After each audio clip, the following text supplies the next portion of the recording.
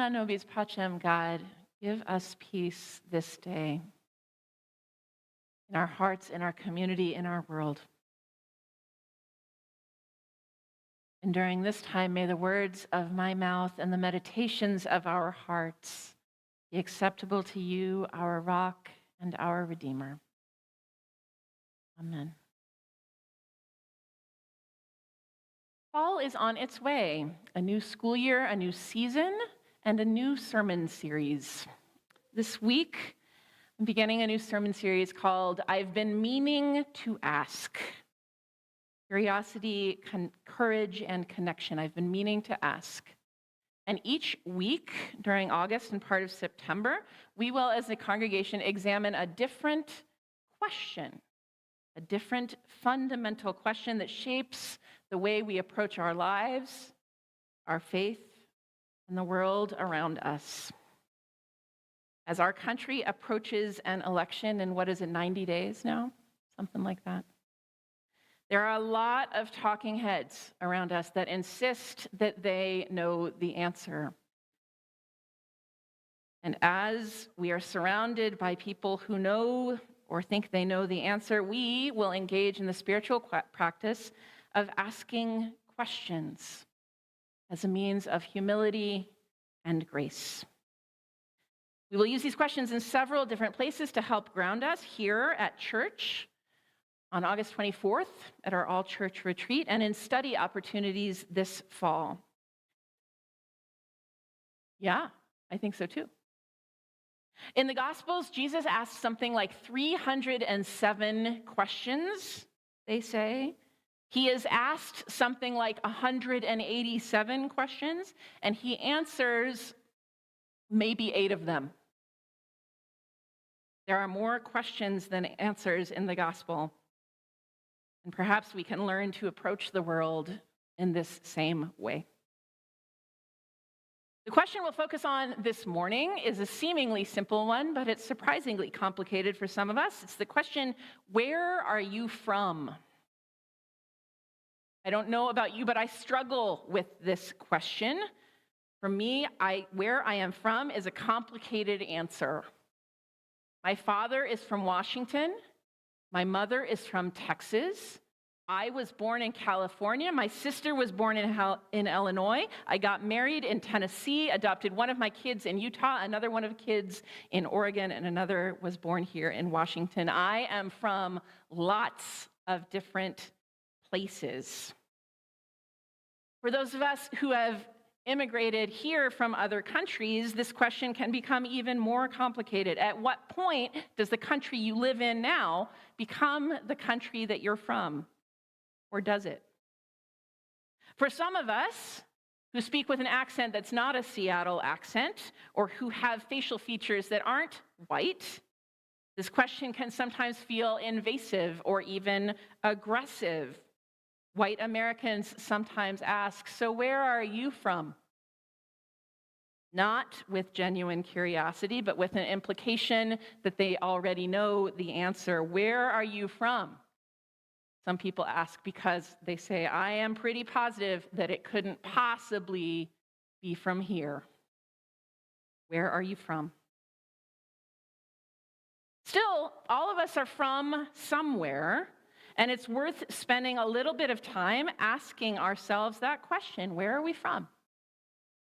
Because knowing where we are from helps us know where we are right now.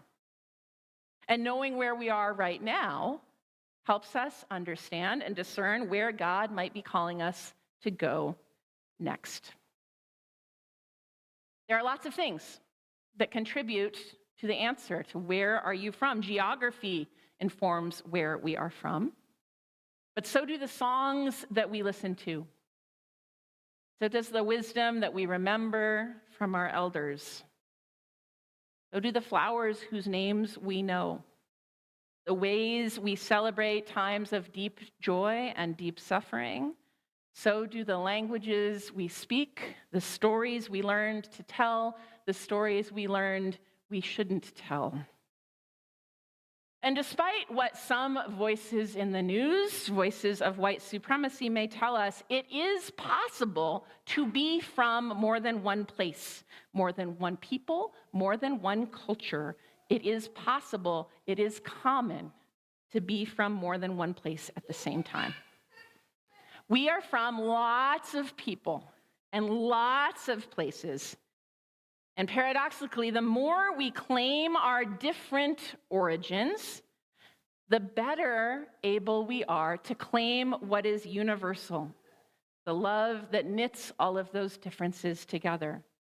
The more we understand what makes us different, the more we can understand what makes us the same. Even the Bible seems to suggest that we are from more than one place. In Genesis, where the writer tells the stories of the creation of the world, the Bible offers two side-by-side versions of what happened, where we're from. The creation narratives, as you know, are not the stuff of science, they're the stuff of poetry. And like all good poetry, they answer our questions with beauty. In this case, the question being, where are we from? In the first creation story in Genesis, God creates the world one day at a time, layer upon layer of light and sky and trees and animals and people and stillness. And God calls it all good. That's the first version in the Bible of where we're from. And then there's a second creation story, part of which we heard this morning, in which God creates human life in a particular place, bounded by 4 rivers that have names. Rivers that nourish the ground, that tend and irrigate the world like a garden, as humans tend the world that God has created. In this version of where we are from, God creates a human figure out of the dust or the soil, of the clay of the earth, breathes into it, and the figure becomes alive. God places this human in the garden to tend the soil and the trees and to make things grow. And as God created, the implication seems to be, so will these humans also create with tenderness, with creativity, with the gentleness of breath, with attention to the earth, and with the ever-present awareness that we are not alone, that we are connected to all that is around us, responsible for sharing the abundance of our life with all of creation. And some of you may remember from Sunday school or from the world, these humans are eventually given names, and the story of creation doesn't end there. This human being that's been created out of the dust and all of the humans that follow in that garden don't get to stay in the garden. This beautiful vision in which abundant life is shared mutually among all creatures is quickly superseded by a thirst for control, a propensity for hiding the truth, and for blaming one another when things don't go the way that they wanted. But the very first answer the Bible offers to where are we from? The very first answers are these. We are from the earth, from a beautiful place with stones and trees and water enough for all. We are from goodness. It's easy to forget that. There are voices in the world, voices even in Christian tradition, that insist that we are mainly from brokenness, from something rotten, from something that is beyond redemption. And that leads us to live our lives in a particular way. But when we proclaim that at the very beginning, we are from goodness, we are not self-made, we are from the earth and the very breath of God, a tender, caretaking God. When we say that that's where we're from, it leads us to live our lives in a very different way. It reminds us that we too, even you, are sacred. And it gives us the possibility of living our lives with hope. In the second reading this morning, we see Jesus calling his disciples to join his new movement. And in typical Jesus fashion, this call begins not with answers and with clear directions and marching orders. It begins with questions, back and forth. When Jesus first sees that people are following him, he asks, "What are you looking for?" Another one of those Jesus questions that could be straightforward. I'm looking for a place to get a drink of water. I'm looking for a bathroom. I'm looking for a good restaurant. Or it could also mean something deeper, right? What are you looking for? The disciples respond with their own question, well, where are you staying? And Jesus' answer is, the first answer Jesus offers, come and see. It is not through debate or through insistence on what they already know that these relationships between Jesus and the disciples are formed. It is through mutual questions that they enter relationship. And it is assurance that this relationship might yield some answers, but it will most certainly lead to deeper and even more interesting questions along the way. The disciples that Jesus calls find more friends. John finds Andrew and Simon, brings them along. They find Peter. Philip invites Nathanael, and Philip goes up to Nathanael in his excitement and says, "We have found the one who is from Moses and the law and the prophets. He's from the family of Joseph in the city of Nazareth. We have found the one," he says. And the new disciple, Nathanael, also answers with a question, but this time it's not a question about the deep parts of tradition. It's not a question about what are you looking for, where are you staying, about how Jesus is connected to the law and the prophets, about where Jesus fits in to this vision God has for the world. It's a question about Jesus' pedigree. Nathanael looks up and says, "Nazareth, can anything good come from a place like Nazareth?" Like so many of us, Nathanael has preconceived notions about places and families and people. And like so many of us, Nathanael is surprised by God. I have lost count in my life of the number of times that I have almost given up on somebody because it was somebody from a family system that seemed broken beyond repair. It was somebody who votes for politicians that I find abhorrent. It was somebody who was from a part of the United States or part of the world that I had never visited or seen or imagined. I have almost given up on somebody when all of a sudden they will do or say something that is so filled with love and with grace and with hope that I find myself biting my tongue and choking back questions like the one Nathanael asks his friend. How can something so good and so beautiful come from a place or a person or a system like that? God is surprising. And when we pay attention, we get to witness the surprising God who is always at work, loving and healing and bringing hope in the most unusual places, even here. Back to Nathanael. In spite of his cynicism, can anything good come out of Nazareth? Nathanael holds on to enough hope that he goes out and meets Jesus. And Jesus, rather than judging him or arguing with him or insisting on the righteousness of his own pedigree, meets Nathanael by acknowledging where he is from and who he is. Here is an Israelite, he says to Nathanael. Here is an Israelite in whom there is no deceit.